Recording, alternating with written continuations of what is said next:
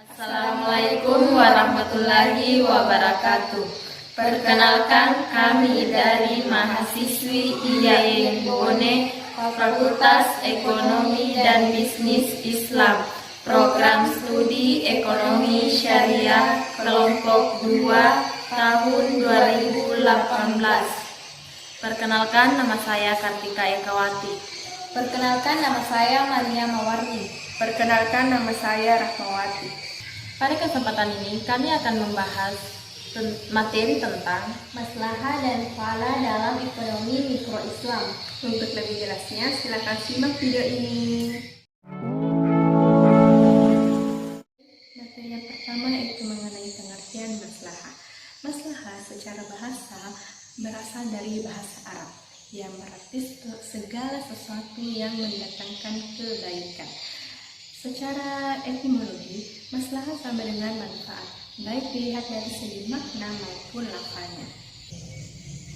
Menurut istilah, Imam Al-Ghazali mengatakan bahwa maslahah itu pada dasarnya adalah meraih manfaat dan menolak mudarat.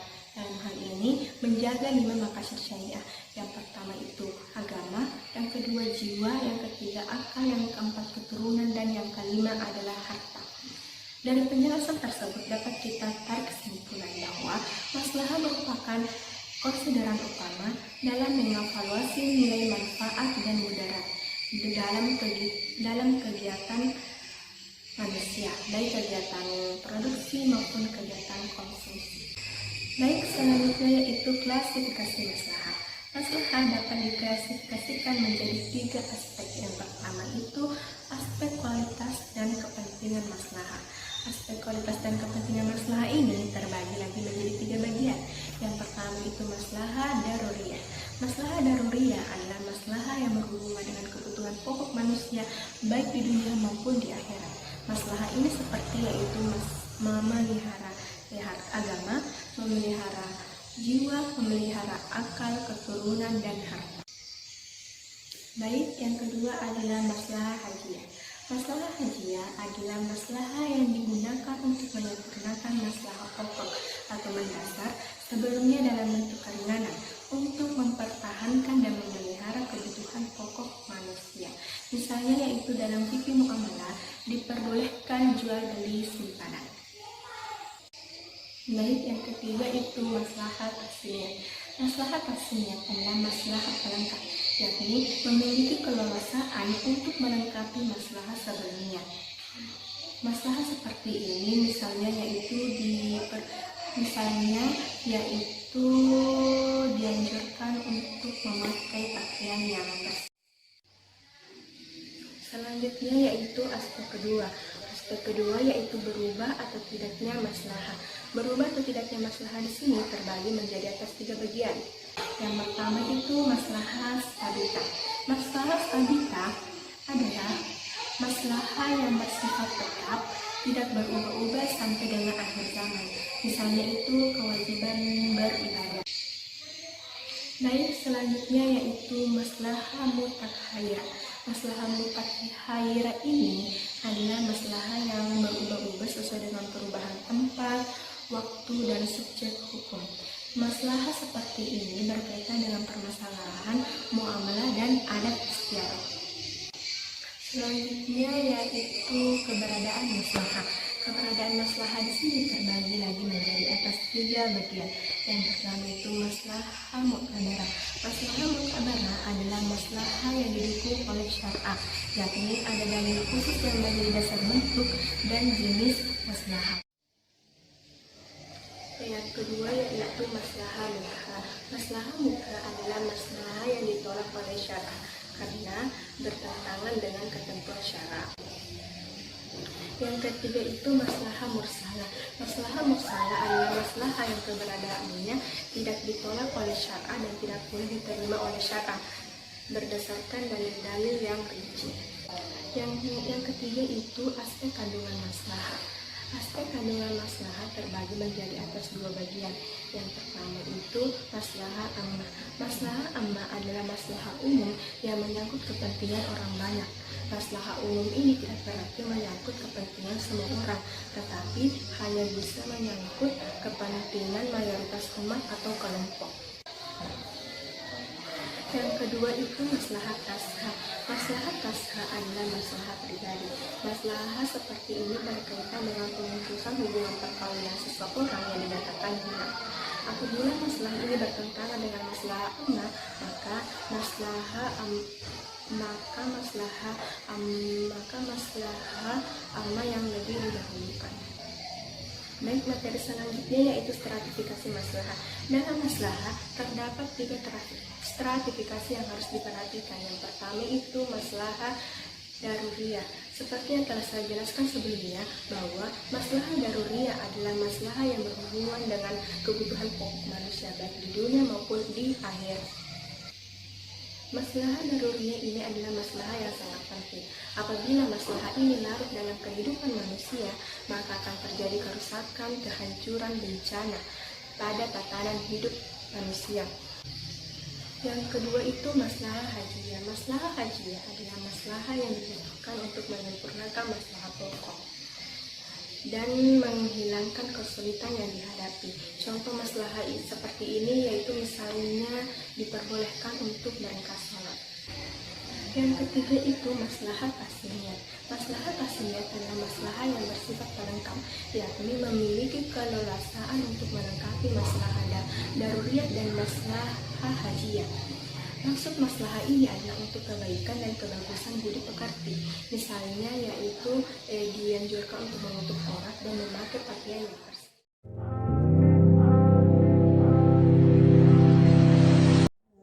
Bismillahirrahmanirrahim. Pada kesempatan ini saya akan menjelaskan materi tentang maslahah dalam ekonomi mikro Islam dan pengertian fala. Terlebih dahulu saya akan menjelaskan materi tentang maslahah dalam ekonomi mikro Islam. Maslahah dalam ekonomi mikro Islam terbagi menjadi 2 bagian. Yang pertama, intervensi harga pada saat terjadinya distorsi pasar, dan yang kedua, larangan dumping terhadap penjualan suatu produk. Terlebih dahulu saya akan menjelaskan tentang intervensi harga pada saat terjadinya distorsi pasar. Negara dalam Islam memiliki hak untuk melakukan intervensi dalam kegiatan ekonomi, baik dalam bentuk pengawasan, pengaturan, dan pelaksanaan kegiatan ekonomi yang tidak mampu dilakukan oleh masyarakat. Pada umumnya, intervensi yang dilakukan pemerintah yaitu intervensi yang kebijakannya berhubungan dengan permintaan dan penawaran sehingga terbentuk harga yang adil. Para ulama sepakat menolak terjadinya intervensi pemerintah, kecuali dalam keadaan atau kondisi tertentu yang memang mengharuskan pemerintah ikut campur tangan dalam kegiatan intervensi.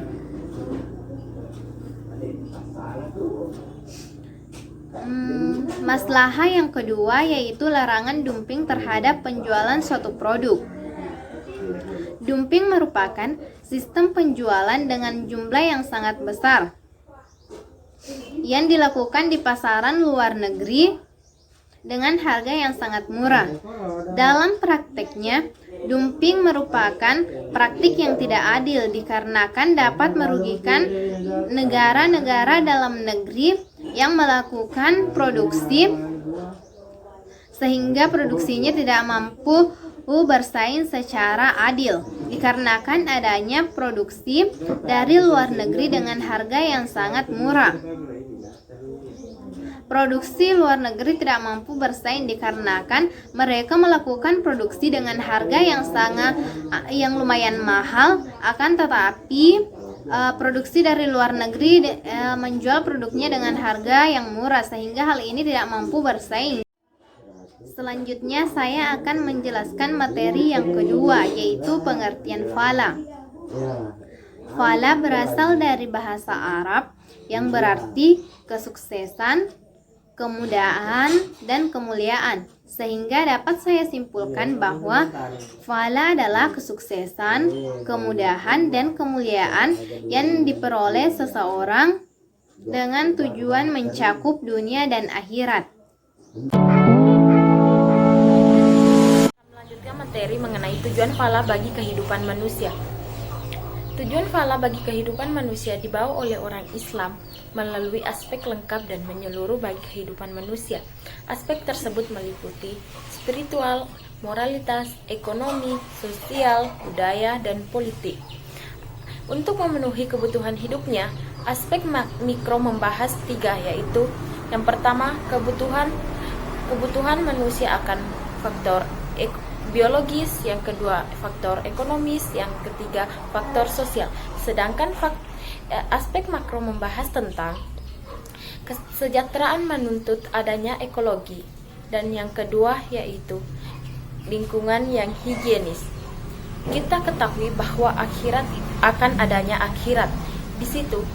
Jadi kehidupan dunia menuntut kita untuk selalu mengetahui apa tujuan fala yang sebenarnya. Tujuan fala, maka di sini dapat kita simpulkan bahwa tujuan fala adalah kondisi maksimum untuk menentukan kebahagiaan dunia dan akhirat. Terlebih dahulu kita harus mengetahui bagaimana cara kita untuk mencapai fala. Untuk itu kita harus mengetahui perilaku dan keadaan kita yang sebenarnya. Di dalam Islam mengajarkan bahwa untuk mencapai fala kita harus mengetahui dulu hakikat keberadaan kita di dunia. Hakikat keberadaan kita di dunia itu diciptakan oleh Sang Pencipta dan harus mengikuti aturan-aturan yang telah ditetapkan oleh Sang Pencipta. Akan melanjutkan materi mengenai tujuan fala bagi kehidupan manusia. Tujuan fala bagi kehidupan manusia dibawa oleh orang Islam melalui aspek lengkap dan menyeluruh bagi kehidupan manusia. Aspek tersebut meliputi spiritual, moralitas, ekonomi, sosial, budaya, dan politik. Untuk memenuhi kebutuhan hidupnya, aspek mikro membahas 3, yaitu yang pertama, kebutuhan manusia akan faktor biologis, yang kedua faktor ekonomis, yang ketiga faktor sosial. Sedangkan aspek makro membahas tentang kesejahteraan menuntut adanya ekologi, dan yang kedua yaitu lingkungan yang higienis. Kita ketahui bahwa akhirat akan adanya akhirat di situ. Jadi kehidupan dunia menuntut kita untuk selalu mengetahui apa tujuan fala yang sebenarnya. Tujuan fala, maka di sini dapat kita simpulkan bahwa tujuan fala adalah kondisi maksimum untuk menentukan kebahagiaan dunia dan akhirat. Terlebih dahulu kita harus mengetahui bagaimana cara kita untuk mencapai fala. Untuk itu kita harus mengetahui perilaku dan keadaan kita yang sebenarnya. Di dalam Islam mengajarkan bahwa untuk mencapai fala kita harus mengetahui dulu hakikat keberadaan kita di dunia. Hakikat keberadaan kita di dunia itu diciptakan oleh Sang Pencipta dan harus mengikuti aturan-aturan yang telah ditetapkan oleh Sang Pencipta. Dan materi yang terakhir yaitu fala sebagai dasar sentral ekonomi mikro Islam. Di sini kita akan membahas yaitu konsep scarcity atau kelangkaan. Di sini di dalam ekonomi konvensional menjelaskan bahwa kelangkaan adalah keterbatasan kebutuhan manusia yang tak terbatas dan jumlah alat pemuas yang tersedia sangat terbatas. Di sini pernyataan tersebut ditolak oleh Islam di dalam ajaran Islam, karena di dalam ajaran Islam itu menjelaskan bahwa tujuan falalah yang lebih utama dan lebih dipentingkan karena menyangkut kehidupan dunia dan akhirat. Di dalam pernyataan tersebut muncullah berbagai macam permasalahan, seperti yang pertama yaitu distribusi yang tidak merata, yang kedua yaitu keterbatasan manusia, yang ketiga itu konflik tujuan hidup. Sekian video dari kami, semoga bermanfaat. Wassalamualaikum warahmatullahi wabarakatuh.